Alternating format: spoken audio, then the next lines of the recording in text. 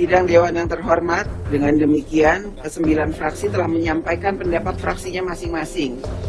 Kini tiba saatnya kami menanyakan kepada Sidang Dewan yang terhormat, apakah acara rapat paripurna Dewan hari ini?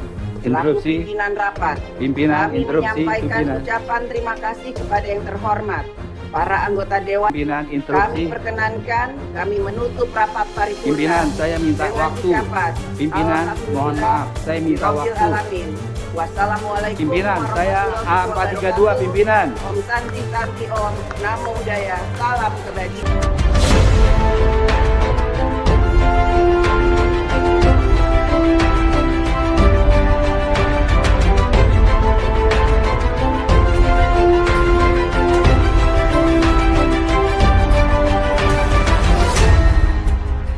Tonton video ini sampai selesai agar Anda tidak gagal paham.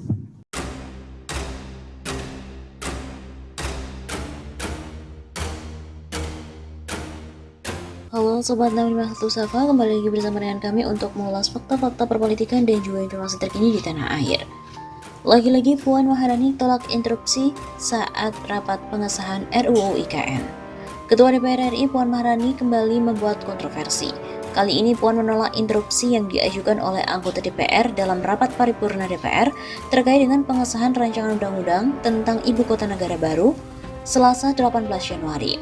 Adapun anggota DPR ini mengajukan interupsi saat Puan hendak mengajukan pertanyaan terkait pengesahan RUU IKN menjadi undang-undang. Kami akan menanyakan kepada setiap fraksi apakah RUU tentang Ibu Kota Negara dapat disetujui. Tanya Puan di ruang rapat paripurna DPR Kompleks Parlemen Senayan, Jakarta, Selasa 18 Januari. Pertanyaan Puan ini langsung disetujui oleh seluruh anggota DPR yang hadir. Namun kembali terdengar permintaan interupsi dari salah satu anggota, interupsi Ibu Ketua, kata anggota DPR yang tidak diketahui saat itu. Tapi sayangnya, Puan langsung mengetuk palu sidang dan menyampaikan dalihnya tidak memberikan waktu interupsi.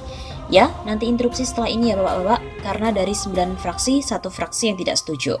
Artinya bisa kita sepakati bahwa 8 fraksi setuju dan artinya bisa kita setujui. Setuju ya? Tanya Puan lagi. Lalu kembali mayoritas anggota yang hadir menyampaikan persetujuannya dan Puan kembali mengetuk palu sidang. Perlu diketahui sebelumnya saat penyampaian pandangan mini fraksi yang digelar pada Selasa 18 Januari dini hari, hampir seluruh fraksi menyampaikan persetujuan dengan berbagai catatan terhadap RUU IKN agar dibawa pengesahannya ke rapat paripurna, dan hanya PKS yang menolak saja. Ketua DPR RI Puan Maharani menolak interupsi yang disampaikan oleh anggota Dewan dalam rapat paripurna persetujuan RUU Ibu Kota Negara untuk disahkan menjadi undang-undang. Politikus PDIP itu tidak memberikan waktu kepada anggota Dewan untuk menyampaikan materi interupsi. Interupsi disampaikan ketika Puan Maharani menanyakan persetujuan pengesahan RUU IKN menjadi undang-undang kepada anggota DPR. Kami akan menanyakan kepada setiap fraksi apakah RUU tentang Ibu Kota Negara dapat disetujui. Tanya Puan di ruang rapat paripurna DPR Kompleks Parlemen Senayan, Jakarta pada Selasa 18 Januari. Di tengah suara mayoritas setuju, terdengar permintaan interupsi dari salah satu anggota DPR.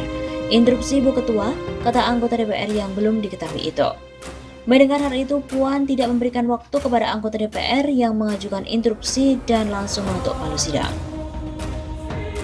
Selain itu, Puan Maharani juga pernah mematikan mikrofon saat pengesahan Undang-Undang Cipta Kerja. Pengabaian terhadap interupsi bukan kali ini saja oleh Puan Maharani. Anak Ketua Umum PDIP Megawati Soekarno Putri itu juga pernah mendapatkan sorotan karena diduga mematikan mikrofon ketika anggota DPR dari fraksi Partai Demokrat, Irwan Veko, mengajukan interupsi ketika rapat paripurna pengesahan Undang-Undang Cipta Kerja pada 5 Oktober 2021 yang lalu. Perbuatan Puan tertangkap kamera televisi dan viral di media sosial. Dalam video itu, Puan terlihat berbicara dengan Wakil Ketua DPR RI saat itu, Aziz Syamsuddin, ketika Irwan Veko berbicara menyampaikan interupsinya. Menghilangkan hak-hak rakyat kecil, kalau mau dihargai tolong hak, kata Irwan yang suaranya kemudian hilang lantaran mikrofon mati. Dalam rapat paripurna itu, fraksi Demokrat beberapa kali mengajukan interupsi. Aziz Syamsuddin yang memimpin sidang mengizinkan kepada anggota fraksi Demokrat untuk menyampaikan pendapatnya mengenai Undang-Undang Cipta Kerja. Di antaranya seperti Beni Kaharman, Didi Irawadi Syamsuddin, dan juga Irwan. Sempat terjadi adu argumen antara Aziz dan juga Beni. Aziz beberapa kali mematikan mikrofon ketika anggota Demokrat berbicara. Puncaknya, fraksi Demokrat memutuskan walk out atau keluar dari ruangan rapat. "Pimpinan, kalau tidak dikasih kesempatan, kami memilih walk out pimpinan," kata anggota fraksi Demokrat Beni Kaharman saat rapat paripurna yang lalu. Kemudian mengabaikan interupsi saat rapat persetujuan Jenderal Andika Perkasa menjadi Panglima TNI. Pada 8 November 2021 lalu, Puan juga menjadi sorotan dalam kasus yang sama. Ia mengabaikan interupsi anggota DPR dalam rapat paripurna persetujuan DPR terhadap calon Panglima TNI Jenderal Andika Perkasa. Anggota Komisi 10 DPR dari fraksi PKS Fahmi Alaidrus mengajukan interupsi saat Puan akan menutup rapat. "Saya minta waktu pimpinan, interupsi. Pimpinan, saya minta waktu. Mohon maaf, saya minta waktu. Saya anggota minta waktu pimpinan," kata Fahmi. Namun interupsi itu tidak dihiraukan. Puan pun tetap mengetuk palu tanda berakhirnya rapat paripurna.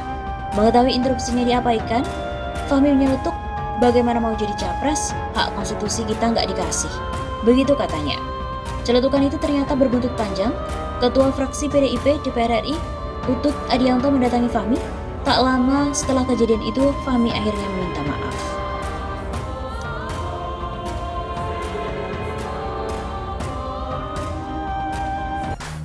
Pemerintah semakin serius untuk memindahkan ibu kota negara ke Kalimantan Timur. Anggarannya pun terungkap mayoritas akan menggunakan APBN atau Anggaran Pendapatan dan Belanja Negara.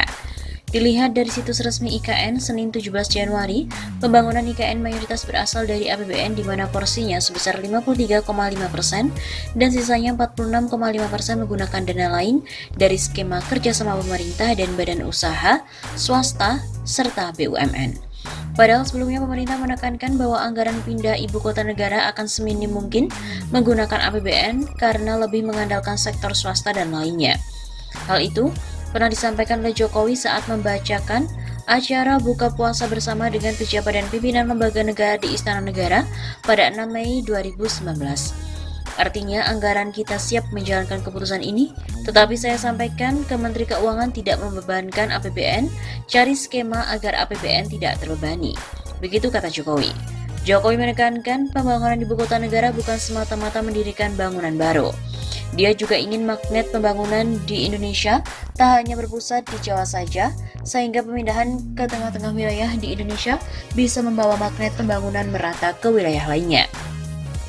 Apabila kita membiarkan hal itu berlanjut tanpa ada upaya yang serius, maka ketimpangan akan semakin parah. Untuk itu, rencana pemindahan ibu kota baru ke Pulau Kalimantan diletakkan dalam konteks ini sehingga akan mendorong pertumbuhan ekonomi baru, sekaligus memacu pemerataan dan keadilan ekonomi di luar Jawa.